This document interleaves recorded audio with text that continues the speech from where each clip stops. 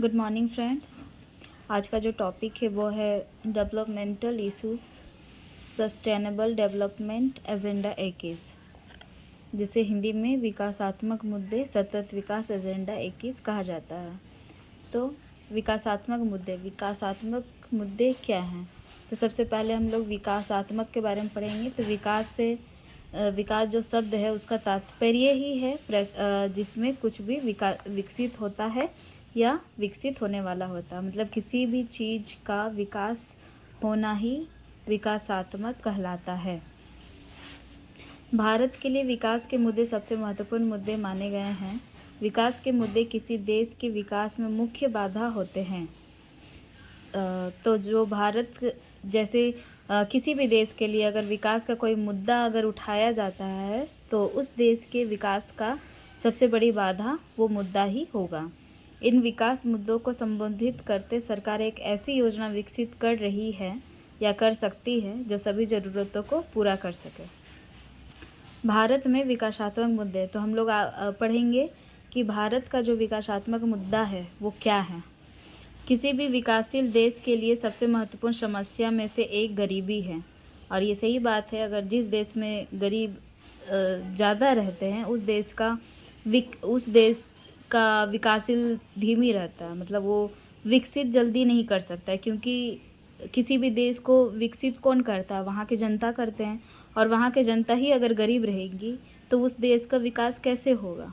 तो गरीबी बहुत महत्वपूर्ण कारण है किसी भी देश को विकासशील न बनाने के लिए, जिसे किसी देश के विकास में सबसे बड़ी बाधा माना गया है।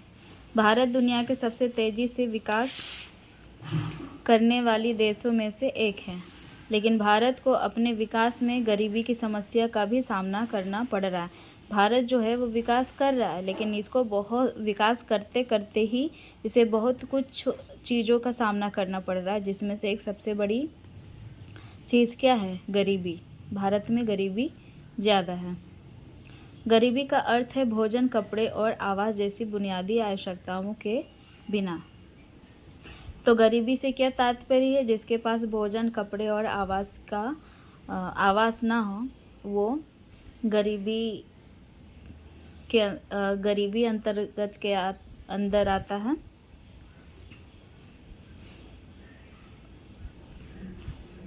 भारत आज़ादी से ही गरीबी का सामना कर रहा है। भारत की गरीबी 47 से बढ़कर 56% हो गई है। तो भारत जब देश आज़ाद हुआ उसी समय से ही गरीबी भारत के लोग बहुत गरीब हैं और भारत गरीबी का सामना कर रहा है। और पहले जो परसेंटेज था वो 47 था। गरीबी का जो प्रतिशत था भारत में वो 47 था, लेकिन वो बढ़कर अभी 56% हो गया है।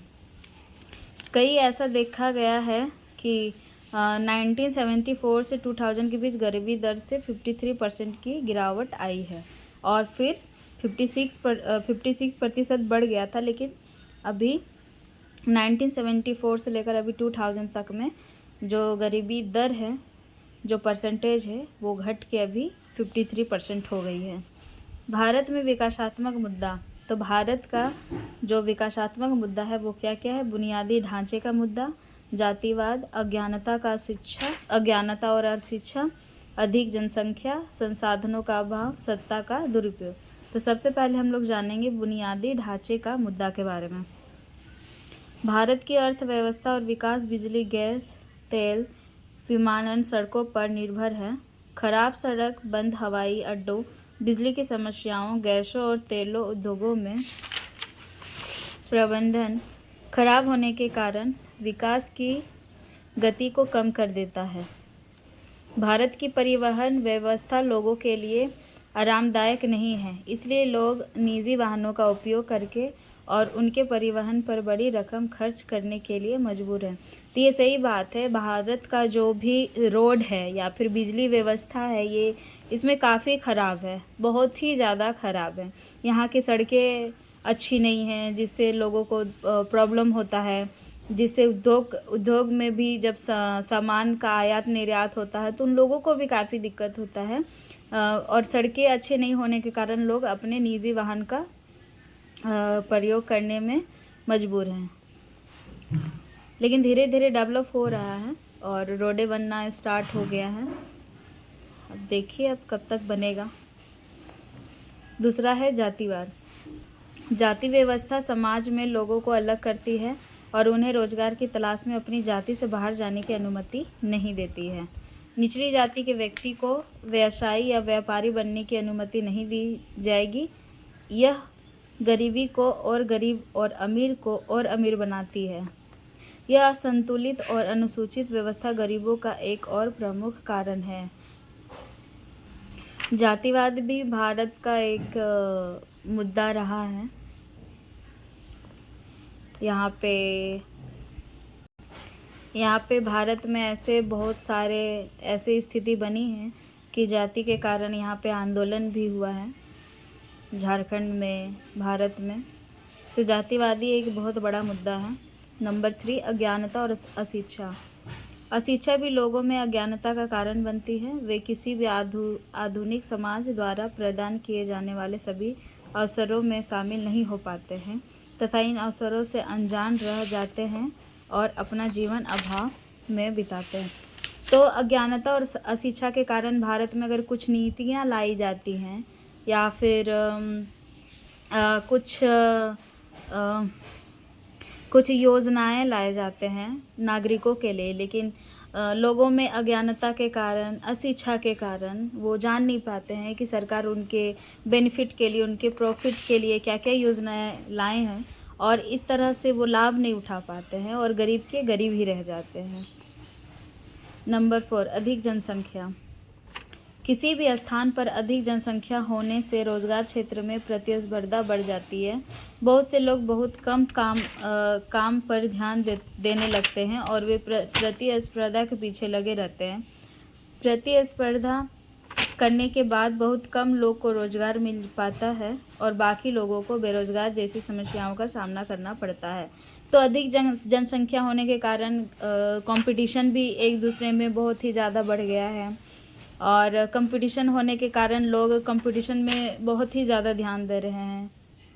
इतना ज़्यादा ध्यान दे रहे हैं कि जो कंपटीशन होता है उसमें तो सीट काफ़ी कम होता है और काफ़ी कम लोगों को नौकरी मिल पाता है। लेकिन कंपटीशन करते करते करते करते इतना एज हो जाता है लोगों का कि वो बेरोज़गार ही रह जाते हैं और कुछ लोगों को ही नौकरी हासिल हो पाता है।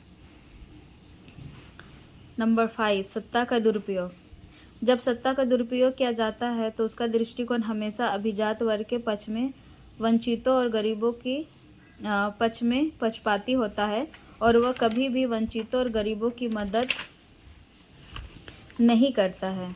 एक भ्रष्ट सरकार जनता पर अधिक नियंत्रण रखने के लिए समाज के गरीब वर्ग को हमेशा यथास्थिति में रखना चाहेगी।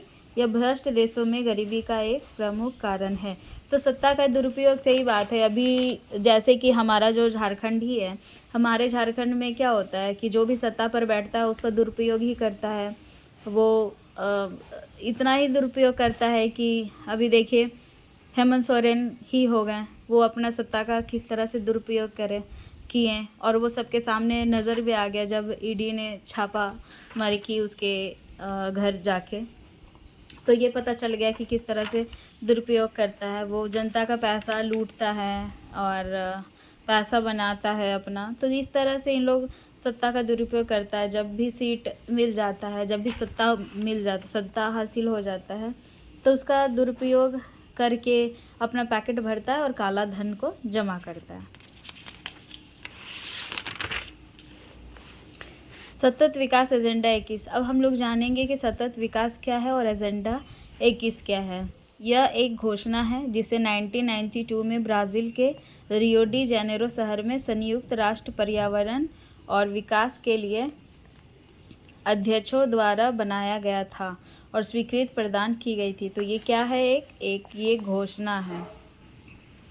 यह एक तरह की कार्यसूची है जिसका उद्देश्य समान हितों तथा एक दूसरे की आवश्यकताओं के अनुसार विश्व के सहयोग द्वारा पर्यावरण क्षति, गरीबों और रोगों से निपटारा पाना है। तो इसका जो उद्देश्य है, जो सतत विकास है, एजेंडा 21 है, इसका मेन उद्देश्य क्या है? लोगों की आवश्यकताओं को पूरा करना, पर्यावरण को सुरक्षित करना और गरीबों की हेल्प करना और रोगों से निपटारा करना। इसका है मुख्य उद्देश्य। किसका? सतत विकास एजेंडा 21 का।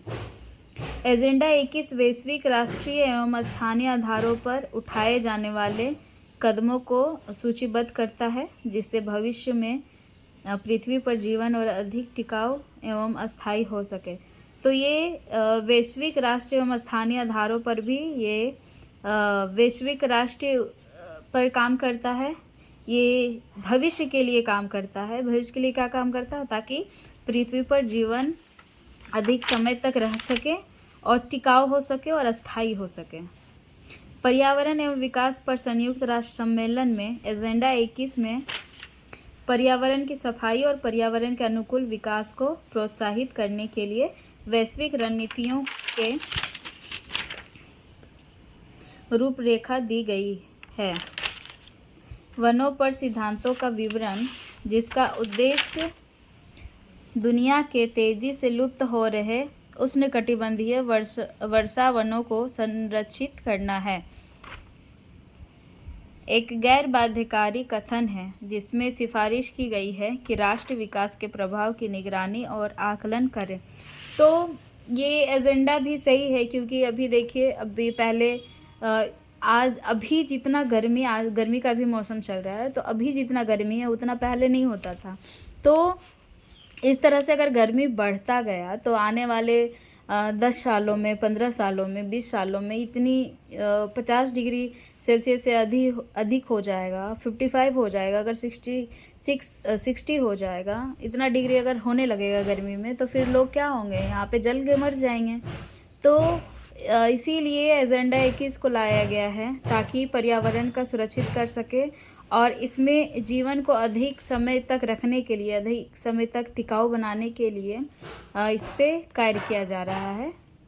तो पर्यावरण संरक्षण के लिए ही और गरीबों के लिए ही ये एजेंडा 21 को लाया गया है।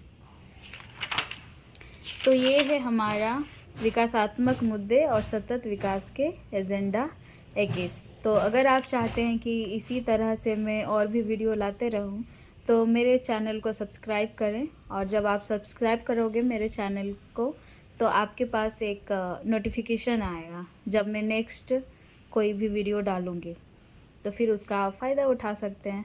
Okay, thank you.